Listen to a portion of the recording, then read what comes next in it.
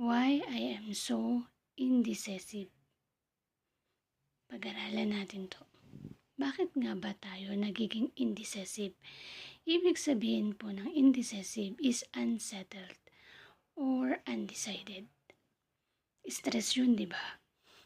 Kasi mahirap mag-decide lalo na kung ang involved is ang family mo. Bakit ba nagiging ganon? Halimbawa, meron kang trabaho, pero yung trabaho mo, hindi po siya nakakapag-provide ng pangangailangan ng pamilya mo. Hindi sapat. So ngayon, nasa form ka ng indecisive. Isa kang indecisive. Hindi mo ma-desisyonan, hindi mo ma-settle yung mga bagay. So ngayon, paano ka makakapag-settle? Paano siya magiging decisive? Yung indecisive, paano siya magiging decisive? Para maging decisive siya, una, dapat i-consider mo po yung decision mo, yung family mo. Consider mo siya.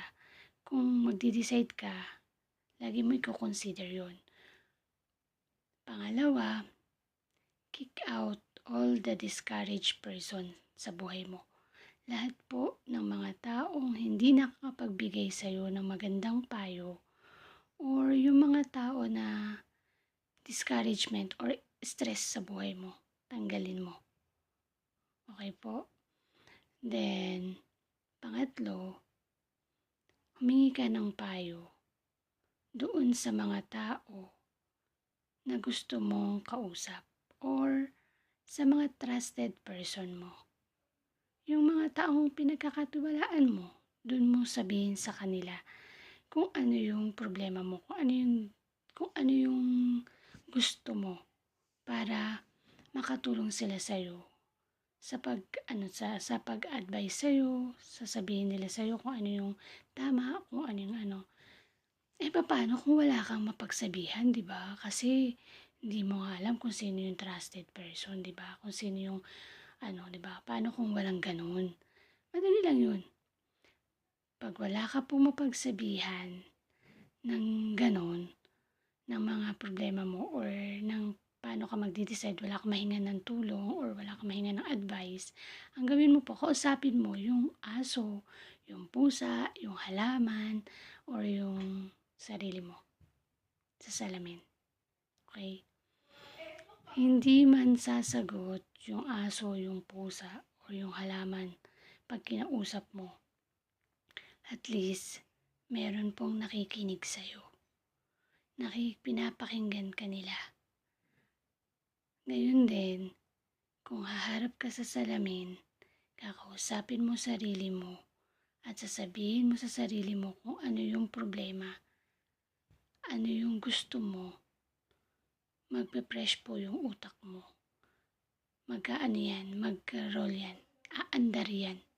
Magkakaroon yan ng mga good ideas, ng mga gusto mong gawin. Papasok yan lahat kasi nasa mind ka na talagang gusto mong mag-decide. Okay? So, ngayon, ayun na, nakakita ka na ng tao or hindi ka man nakita ng tao, nasabi mo na yung loob mo. Ang sumunod na gawin mo is, syempre, alam mo na yan kung gusto mo ba maghahanap pa ako ng trabaho or magpapalit pa ako ng trabaho o kukuha na lang ako ng extra income ko, gagawa na lang ako ng extra work ko. So, syempre, para makagawa ka nun, syempre pupunta ka sa social media, sa YouTube, Instagram, Telegram, Facebook, di ba? Doon maraming mga platform na mag-o-offer sa'yo ng part-time job or full-time job. So, pag meron nun, ayun, gawin mo po, isulat mo lahat ng platform. Lahat yun, isulat mo siya. Yung mga nakita mo, isulat mo yun, jot down mo yun sa notebook mo. After nun, i-ano mo po, kunwari, i-sort out mo siya. Diba, kunwari, nakakita ka ng 10 na platform. Gawin mo lang siyang 5. Piliin mo lang talaga siya. Then, sumunod, ang gawin mo, pag napili mo na po yun, huwag ka muna mag-join. Huwag ka muna mag-decide na magjo-join kaagad. Pag-isipan mo muna siya. Bali, i-research mo mabuti. Tingnan mo kung talagang legit ba yan.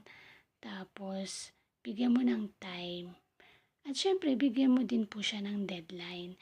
'Di ba syempre, mas masarap pong kausap yung tao na, halimbawa ako, investor ako or recruiter mo ko. Mas masarap kausap kung sasabihin ko sa'yo na, ma'am, ano po, maghintay po muna kayo, check nyo po muna, search nyo po muna. Yung kumbaga hindi kita minamadali na mag-join, 'di ba? Yung ganon, mas masarap yung ganon. So, magde-decide ka pag talagang gusto na ng sarili mo. Gusto mo nang talagang gawin yun. Kasi, lagi nyo pong papakinggan yung instinct nyo. Lagi nyo papakinggan yung kasi minsan doon tayo yung nagkakaano yung kumbaga may nagsabi lang sa, oo ma'am, legit yan, nakaka-withdraw ako dyan, ganito, ganito. Tapos, pag na-scam ka, sisisihin si recruiter or kaya si kumbaga, ikaw mismo mag-research ka, i-search mo. Then, tingnan mo mabuti kung ano talaga yung dapat sa'yo, kung ano yung legit, kung ano yung ganito. Search mo siya. Kasi po, lahat po ng tao na nakikilala mo na mag-a-advise sa'yo, hanggang advice lang po kami. Lahat po kami or lahat tayo hanggang advice lang. Ang the less option po is kayo. Yung pagde-decide nyo. Sa inyo po yung yung decision making. So, wala po kayong dapat sisihin pag kayo na po yung nag-decide. Kaya po, lagi nyo pong i-consider yon para makapag-decide kayo, para maging decisive kayo. Lagi nyo i-consider yung mga bagay na yon.